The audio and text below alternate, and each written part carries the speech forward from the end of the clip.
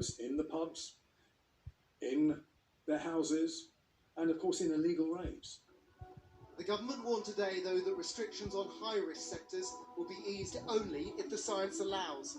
With the nighttime economy generating £66 billion annually, it is revenue that the Treasury could really do with. Richard Pallow, News at 10, Southampton.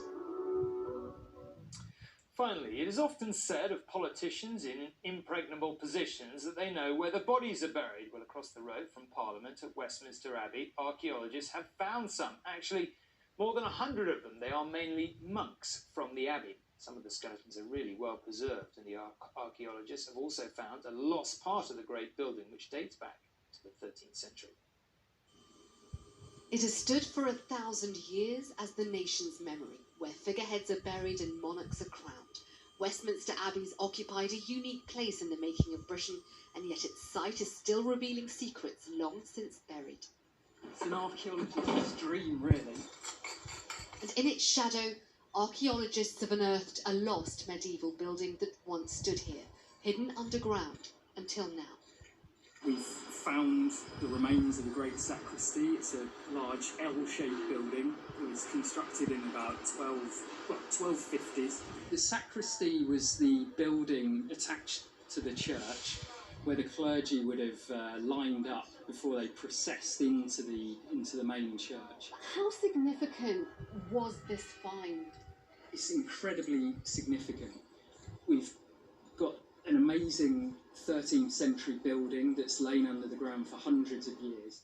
It was built by Henry III, who wanted to reconstruct a bigger and grander monastery at Westminster than his predecessor, Edward the Confessor's lavish attempt. And this is what it would have looked like. And while it changed purpose over the centuries, the keepers of today's Abbey wanted to understand its medieval footprint before building a modern addition, a new visitor centre. Among the finds, this piece of plaster, suggesting at one time the walls were hand-painted with flowers. So what we've got here is an early medieval chalk-lined grave. Before that, the site was used as a burial ground for monks, one grave remarkably preserved.